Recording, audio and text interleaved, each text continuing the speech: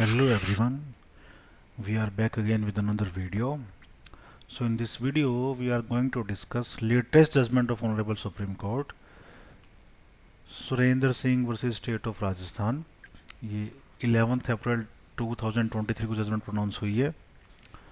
This talks about section 149 of IPC common object. ठीक है, अब इसमें हम सब कुछ देखेंगे। So let's come to our next slide. Facts क्या हैं इस जजमेंट के। यहाँ पे एक इंसिडेंस हुआ है 28/11/2010 को, और उसके रिगार्डिंग एफआईआर लॉज होती है, पुलिस एफआईआर लॉज करती है 1 दिसंबर 2010 को, यानी कि तकरीबन 3 दिन के बाद, after a gap of around 3 days. ठीक है, अब यहाँ पे कंप्लेनेंट जिनकी कंप्लेंट पे पुलिस एफआईआर लॉज करती है, उनका यंगर ब्रदर एनएस, यहाँ पे उनका नाम है let suppose, he was filling water from handpump. Handpump से पानी ये इनके ब्रदर भर रहे हैं, और 9:30 का टाइम है सुबह सुबह। 5 एक्यूज्ड पर्सन यहाँ पे आते हैं और लाठी से पिटाई शुरू कर देते हैं एनएस की। अल्टीमेटली हाथापाई होती है, लाठी से लड़ाई होती है, एनएस और ए3 दोनों अनकॉन्शियस हो जाती हैं, और एक पर्सन की हॉस्पिटल में जाकर डेथ हो जाती है। Okay next. अब यहाँ पे क्योंकि 5 पर्सन हैं, ठीक है, A1 A2 A3 A4 A5, लेकिन पुलिस चार्जशीट फाइल करती है केवल 2 ही एक्यूज पर्सन के against, A1 and A2। Prosecution यहाँ पे 10 विटनेस को एग्जामिन करते हैं कोर्ट में, और कुछ डॉक्यूमेंट्री एविडेंस तकरीबन 7 रिकॉर्ड पे लाए जाते हैं। Statement of accused is recorded under section 313 CrPC, ये याद कर लीजिएगा, डायरेक्ट पूछते हैं। एक्यूज्ड की स्टेटमेंट सेक्शन 313 में रिकॉर्ड की जाती है, ठीक है, और एक्यूज्ड चाहे तो अपने आप को बचाने के लिए झूठ भी बोल सकता है, need not to say truth only because he is accused person. He gets immunity under article 20 clause 3 of constitution of India. Accused A2 died, A2 accused की डेथ हो जाती है, और जब डेथ होगी तो इसके अगेंस्ट जो प्रोसीडिंग्स थी वो भी खत्म हो जाती हैं, एवेट कर जाती हैं। अब प्रोसिक्यूशन, क्योंकि अभी केवल 2 ही एक्यूज्ड के अगेंस्ट प्रोसेस इशू हुआ है, बाकी अभी 3 पेंडिंग है। प्रोसिक्यूशन एप्लीकेशन लगाते हैं ट्रायल कोर्ट के समक्ष अंडर सेक्शन 319 सीआरपीसी। 319 सीआरपीसी के अंडर ये स्पेसिफिक प्रोविजन है, power to proceed against other accused person, अगर और भी who appears to be guilty, अगर और another person who appears to be guilty can be proceeded against section 319 of CRPC। ये आप ध्यान रखिएगा, ये भी डायरेक्ट पूछा जाता है। तो बाकी 3 के लेकिन ट्रायल कोर्ट इस एप्लीकेशन को डिसमिस कर देते हैं। उसके बाद हाई कोर्ट में इसको चैलेंज किया जाता है, और हाई कोर्ट के ऑर्डर पे ट्रायल कोर्ट फिर बाकी 3 एक्यूज्ड को भी कोर्ट में प्रेजेंट होने के लिए ऑर्डर देते हैं, और समनिंग ऑर्डर समन इशू कर देते हैं। ठीक है, summoning of accused person under section 319 of CrPC. Power to proceed against other persons appears to be guilty of offence, this is as per section 319। अब यहाँ पे ट्रायल चलता है, एक एक्यूज्ड है यहाँ पे A4, क्योंकि ये जो 3 बाकी के एक्यूज्ड हैं काफ़ी टाइम तक ये भाग गए थे, दे एब्सकॉन्डेड, तो इनका पता नहीं चला कहाँ हैं, काफ़ी टाइम बाद मिले थे, तो इसलिए हाई कोर्ट के ऑर्डर पे इस एक्यूज्ड पर्सन का ट्रायल अलग हो जाता है। He came to be tried separately, साथ में ट्रायल करेंगे तो डिले होगा प्रोसेस, इसलिए इसका सेपरेट ट्रायल ऑर्डर कर दिया जाता है। चार्जेस की फ्रेमिंग होती है A4 के अगेंस्ट, रीफ्रेम चार्ज होते हैं इसके अगेंस्ट, और चार्जशीट लगाई जाती है 302 read with 149 of IPC, 302 provides punishment for murder, 149 unlawful object, 323 और साथ में 147। 323 provides punishment for voluntarily causing hurt, punishment for voluntarily causing hurt, ठीक है, and 147 gives punishment for committing rioting, punishment for rioting. इसके अलावा कुछ मिसचीफ की section 427 भी यहाँ पे लगाई जाती है। Trial court convicted the accused A4 for the offence punishable under 147, 323, 302, यानी 3 और साथ में 149 के अंदर भी गिल्टी पाया डिक्लेयर करते हैं ट्रायल कोर्ट। नेक्स्ट पे देखते हैं आगे। अब एक्यूज्ड जो है वो हाई कोर्ट के समक्ष अपनी अपील प्रेफर करते हैं, ही prefers appeal before high court. अब हाई कोर्ट देखते हैं और A4 की कन्विक्शन, क्योंकि A4 का ट्रायल अब सेपरेट है। हाई कोर्ट को जो ऑब्जर्वेशन हाई कोर्ट की है, क्या ऑब्जर्वेशन है दैट, ये देखिए, no case is made out for conviction with the aid of section 149 IPC as fatal blow was given by A2। Fatal blow A2 ने दिया था, यानी वो लाठी का वो हमला जिससे डिसीज की डेथ हुई, that blow was given by A2, but A2 तो ये तो मर चुका है, A2 has died during the course of proceedings. तो अब जब जिसने जो मेन ब्लो दिया था उसकी डेथ हो चुकी है, तो बाकी बच गया अब A4, तो A4 should not be guilty as per the version of high court. तो हाई कोर्ट ने सेक्शन 302 में एक्विट कर दिया और 149 के अंडर भी एक्विट हो गया अल्टीमेटली, और केवल 323 punishment for voluntarily causing hurt में गिल्टी पाया। अब इसके अगेंस्ट फिर सुप्रीम कोर्ट में अपील प्रेफर होगी। कंप्लेनेंट जो हैं, इस केस के जो कंप्लेनेंट हैं ओरिजिनली, जिन्होंने FIR, जिनके इंफॉर्मेशन के बेस पे पुलिस ने FIR लॉज की थी, सुरेंद्र सिंह, वो हाई कोर्ट के इस ऑर्डर से अग्रीव्ड पार्टी हैं और फिर वो सुप्रीम कोर्ट में अपील प्रेफर करते हैं। तो अब ऑनरेबल सुप्रीम कोर्ट का डिसीजन देखते हैं, उन्होंने क्या ऑब्जर्वेशन दी यहाँ पे, देखते हैं। In the FIR there were specific allegations against 5 accused person. यहाँ पे ऑनरेबल कोर्ट ने ये कहा कि high court have failed to observe the FIR के अंदर साफ साफ 5 एक्यूज्ड पर्सन का मेंशन किया गया है, और ये भी अलग अलग एलिगेशन जो भी इनके अगेंस्ट है, जिसने जो कुछ भी किया था वो सब कुछ FIR के अंदर मेंशन है।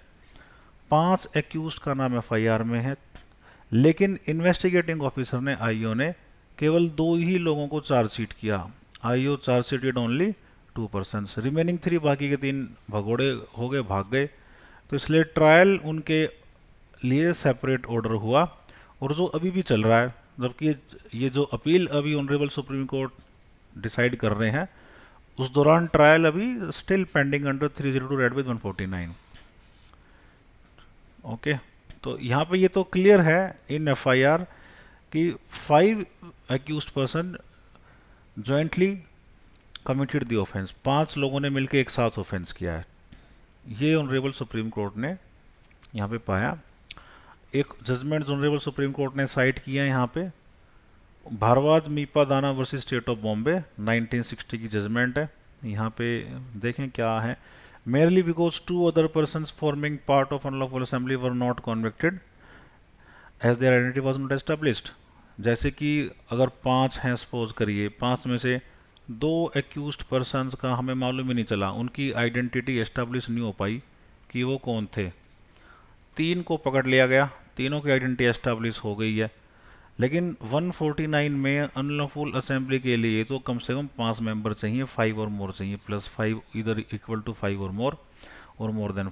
तो यहाँ पे अब क्योंकि 3 ही है, लेकिन ये बात तो क्लियर है कि ऑफेंस करते टाइम तो 5 ही थे, भले ही 2 भाग गए, उनकी आइडेंटिटी नहीं मालूम चली, पहचान नहीं पाए, पकड़ नहीं पाए, that is relevant for these 3 while declaring them guilty under section 149। तो यही यहाँ पे कोर्ट ने बोला है कि merely because 2 other persons forming part of unlawful assembly were not convicted, केवल 2 कॉन्विक्ट नहीं हुए थे, because their identity was not established। अब यहाँ पे भी 2 हैं कॉन्विक्शन ना होने के कारण। एक कॉन्विक्शन ना होने का कारण यहाँ पे ऑनरेबल कोर्ट ने बोल दिया आइडेंटिटी वॉज नॉट एस्टेब्लिश्ड, और दूसरा कारण हो सकता है though their identity was established but they still were not guilty, though still were not convicted because they were not found to commit anything wrong.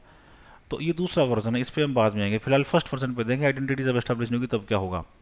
Accused can not be permitted to say that they are not forming part of unlawful assembly. ये accused नहीं कह सकते कि वो unlawful assembly का part नहीं थे, because क्योंकि थे ना, 5 तो भी थे, उन्होंने ऑफेंस किया था 5 ने, 2 भाग गए, आइडेंटिटी मालूम नहीं है, वो अलग बात है।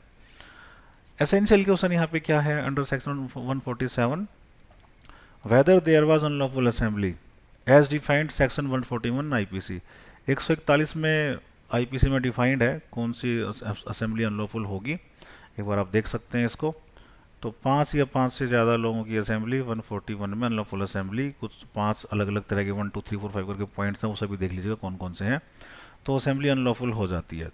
तो ये क्वेश्चन अगर इसका जवाब यस में है तो फिर असेंबली अनलॉफुल होगी, जबकि इस केस में हमें साफ साफ दिख रहा है क्योंकि 5 एफआईआर में पर्सन मेंशन्ड है, आई विटनेस भी हैं, मटेरियल ऑन रिकॉर्ड भी है। तो it clearly says that 5 persons were there though 3 were tried separately. तो since accused was found to be member of unlawful assembly of more than 5 persons, accused को actually पाया गया था कि he was in assembly of 5 persons, even if fatal blow might have been given by another accused। बेशक fatal blow another accused ने दिया था, दूसरा accused जिसकी अब डेथ हो चुकी है, ठीक है। फेटल ब्लो अगर किसी और एक्यूज ने दिया है लेकिन बाकी के 4 भी उसके मेंबर हैं, तो ये माना जाएगा कि 149 में all the act has been done in furtherance of common object of all. तो ये अभी ऑनरेबल सुप्रीम कोर्ट ने कहा कि 149 के पार्ट 1 के अकॉर्डिंग रेड वी सेक्शन 302, ये जो यहाँ पे अपीलेंट जिन्होंने रेस्पोंडेंट, इस केस में respondent with honourable supreme court के सामने अपीलेंट तो है यहाँ पे सुरेंद्र सिंह, ठीक है, जो कि एग्रीव्ड थे हाई कोर्ट के डिसीजन से, ही वाज अपीलेंट, और रेस्पोंडेंट उनके अगेंस्ट ये जो एक्यूज्ड हैं A4, जिनको हाई कोर्ट ने 302 और 149 में एक्विट कर दिया था, ठीक है, और केवल 323 का गिल्टी पाया था। तो ऑनरेबल सुप्रीम कोर्ट ने ट्रायल कोर्ट के डिसीजन को अपहोल्ड कर दिया, सेक्शन 302 विद 149 ऑफ आईपीसी में गिल्टी डिक्लेयर किया, अगेन हाई कोर्ट के डिसीजन को क्वेश कर दिया। सो appeal was allowed by honourable supreme court in this case. अब 149 के 2 पार्ट हैं, यहाँ पे देखते हैं पार्ट 1 और पार्ट 2 क्या बोलते हैं, बड़ा इंपॉर्टेंट होगा ये। सेक्शन 149 आईपीसी, ये देखिए ये पार्ट 1 है और ये नीचे पार्ट 2 है। तो देखते हैं। If an offence is committed by any member of an unlawful assembly in prosecution of common object of that assembly। अब यहाँ पे अनलॉफुल असेंबली का कोई भी मेंबर अगर कोई ऑफेंस करता है और उस असेंबली का जो ऑब्जेक्ट है उसको अचीव करने के लिए करता है, तो सभी के सभी मेंबर्स इक्वली गिल्टी होंगे। Every person who at the time of committing of that offence is a member of the same assembly is guilty of that offence, वो उस ऑफेंस का गिल्टी होगा। ये तो पार्ट 1 बोलता है। अब सेकंड पार्ट पे आ जाइए। If an offence is committed by any member of an unlawful assembly such as the members of that assembly knew to be likely to be committed in prosecution of that object. अब यहाँ पे जो object हैं उनकी जो उनका purpose है उसको परस्यू करने के लिए अगर कोई मेंबर कोई ऑफेंस कर देता है और बाकी मेंबर्स को नॉलेज है, यहाँ पे नॉलेज का प्रिजम्पशन लेके चलेंगे, यहाँ पे नॉलेज के बेस पे गिल्टी माना जाएगा, ठीक है। यहाँ पे नॉलेज है और पहले वाले केस में ऑफेंस प्रोसिक्यूशन कॉमन ऑब्जेक्ट की प्रोसिक्यूशन के लिए जो भी एक्ट होगा तो गिल्टी डिक्लेयर कर दिया जाएगा। यहाँ पे नॉलेज अलग से ली गई है। इसको और आगे देखते हैं, एक और केस है नेक्स्ट स्लाइड पे, मीजाजी वर्सेस स्टेट ऑफ यूपी। ये 1959 का केस है। इस केस में ऑनरेबल सुप्रीम कोर्ट ने डिस्टिंक्शन ड्रॉ की थी पार्ट 1 और पार्ट 2 के केस में। ये पार्ट 1 को लेके हैं। Offence committed in prosecution of common object must be done which is committed with a view to accomplish the common object. यानी ऑफेंस जो हुआ है that should have been done with the intention, that should have been done with the view to accomplish the common object. यानी ये जो object आपका है इसको अचीव करने के लिए ऑफेंस होना चाहिए। इसका मतलब एक डायरेक्ट कनेक्शन यहाँ पे होना चाहिए। There should be a immediate connection, there should be an immediate connection. Offence committed must be connected immediately with a common object, ठीक है। प्री कंसर्ट पहले से ही एक मीटिंग अनलॉफुल असेंबली के मेंबर्स के बीच में कि हमें ये पर्पस अचीव करना उसके लिए यही करेंगे, दैट इज नॉट नेसेसरी, वो जरूरी नहीं होगी। Pre concert in the sense of meeting of members of unlawful assembly as to the common object is not necessary. ये आपके फर्स्ट पार्ट की बात करता है। सेकंड पार्ट में हमने जैसे कि बोला कि नॉलेज की बात होती है, तो देखिए अब even if the offence committed is not in direct prosecution of common object, इससे जो फर्स्ट पार्ट में है, जो फर्स्ट पार्ट में ऑफेंस हुआ है, that should be in direct prosecution, there should be direct connection, immediate connection होना चाहिए। लेकिन अगर कनेक्शन नहीं है तब भी यहाँ पे गिल्टी हो सकता है as per second part of 149 यहाँ पे, क्योंकि नॉलेज की बात करता है। It may yet fall under section 149 if it can be held, अगर ये प्रूव हो जाए that the offence was such as the members knew was likely to be committed. Members को अगर ये नॉलेज है कि ऑफेंस हो सकता है, होने वाला है, हो सकता है, तो वो सबके सब गिल्टी होंगे। अब ये नॉलेज का क्या मतलब है? Knowledge does not imply A mayor possibility, ये केवल एक पॉसिबिलिटी नहीं है कि ये ऑफेंस हो भी सकता और नहीं भी हो सकता, नो, इसका यह मतलब नहीं है। जैसे कि किसी विलेज का एग्जांपल ले लीजिए, किसी गांव में कुछ तकरीबन 8 से 10 लोग आर्म्ड विद डेडली वेपन्स, हथियार उनके पास हैं, they are going to take forcible possession of a land, वो किसी ज़मीन का ज़बरदस्ती by use of force possession लेना चाह रहे हैं, और उनका कंडक्ट भी ऐसा ही है, एग्रेसिव, सराउंडिंग सर्कमस्टांसिस भी इसी तरह के हैं। तो जितने भी 8-10 लोग हैं, ठीक है, इन सबको ये पूरी पूरी नॉलेज है कि समवन माइट बी मर्डर्ड, यहाँ पे किसी का मर्डर भी हो सकता है, ये किसी का मर्डर कर सकते हैं क्योंकि फोर्सिबल डिस्पोजेस करना है किसी को।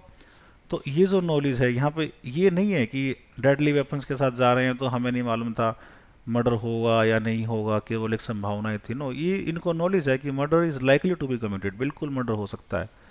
तो सभी के सभी 114 विद 302 में लेबल हो जाएंगे अगर यहाँ पे कोई ऑफेंस होता है, या ऑफेंस यानी मर्डर अगर होता है तो और भी ऑफेंस हो सकते हैं 149 के साथ साथ, जो केवल मर्डर ही नहीं है यहाँ पे।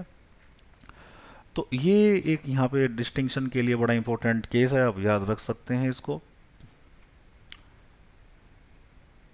नेक्स्ट यहाँ पे एक और केस है, Mahindra versus state of MP, ये 2022 का केस है, भी ऑनरेबल सुप्रीम कोर्ट का डिसाइड किया हुआ है। अब यहाँ पे होता क्या है, कभी कभी ऐसा हो सकता है कि जैसे 20 लोग हैं, 20 में से सपोज करो कि 12 आप पकड़े गए हैं, 12 में से 8 अभी पता ही नहीं है कौन है कहाँ है, 12 में से 6 को तो ट्रायल कोर्ट ने एक्विट कर दिया, ठीक है, 2 को हाई कोर्ट ने एक्विट कर दिया, अब बचे कितने? केवल 4, ठीक है। अब 4 लोग ही केवल यहाँ पे 149 के अंदर गिल्टी क्या हो सकते हैं? तो यहाँ पे जो हमने इससे पहले बात की थी कि 2 सिचुएशन हो सकती हैं। एक तो सिचुएशन ये है कि आइडेंटिटी नॉट एस्टेब्लिश्ड, मालूम ही नहीं था कौन थे क्या थे आइडेंटिटी। तो दूसरा केस ये कि एक्विट हो गए हैं, जो बाकी के हैं, अब यहाँ पे 8 लोग एक्विट हो गए हैं, 8 लोग एक्विट हो गए हैं, 4 लोग अभी कॉन्विक्टेड हैं। तो क्या इन पे अनलॉफुल असेंबली का चार्ज लगेगा? क्योंकि इसके लिए तो कम से कम 5 मेंबर चाहिए, ये तो 4 ही रह गए हैं अब। तो यहाँ पे डिफ्रेंशिएट करना ज़रूरी है अब, क्योंकि यहाँ तो टोटल 20 मेंबर हैं, तो ये 8 भी रहे होंगे, इस बात में कोई डाउट नहीं है कि ये 20 मेंबर ही थे, 20 के 19 होंगे, 21 होंगे, लेकिन मोर देन 5 तो थे ही। तो बेशक ये 4 भी हैं और ये 8 एक्विट भी हो गए हैं, लेकिन इधर तो 8 पड़े हुए हैं ना अभी, दे can be held guilty under section 149। लेकिन अगर ऐसा होता कि मान लो मेंबर आपके 6 होते, 6 में से आपके सपोज करिए 2 एक्विट हो जाएं और केवल 4 बचें, अब जब ये एस्टैब्लिश्ड है कि मेंबर 6 ही थे, 6 में से 2 एक्विट हो गए हैं, 4 बचे हैं, तो इसका मतलब 2 ने तो कुछ रॉन्ग किया ही नहीं है, अगर कुछ रॉन्ग किया नहीं है तो असेंबली फिर अनलॉफुल है ही नहीं। तो इस केस में जो बाकी के 4 होंगे, they won't be held guilty under section 149, इनको गिल्टी नहीं माना जाएगा because they are less than 5। और ऑफेंस हो सकते हैं जो भी होंगे, लेकिन 149 का चार्ज नहीं लगेगा इनके ऊपर। तो यहाँ पे यही ऑनरेबल सुप्रीम कोर्ट ने बोला था, less than 5 persons may be charged for unlawful assembly if some accused are not identified and named, अगर कुछ एक्यूज का नाम नहीं मालूम, आइडेंटिफाई नहीं हुए हैं, तो लेस देन 5 में be charged, they can be held guilty. However, लेकिन ये बात भी है, the court made it clear that if more than 5 are charge sheeted, अगर 5 से फालतू लोगों को चार्ज शीट किया गया है और वो ट्रायल फेस करते हैं, they face trial, and some of them are acquitted, और कुछ एक्विट हो जाएं, then the remaining cannot be convicted for offense under section 149 if their number is less than 5। ये वाली बात है जो मैंने अभी एक्सप्लेन की है आपको। ठीक है, I have already explain this to you. Okay, तो thank you, that's all for today. मिलते हैं हमारी नेक्स्ट वीडियो में। Till then good bye.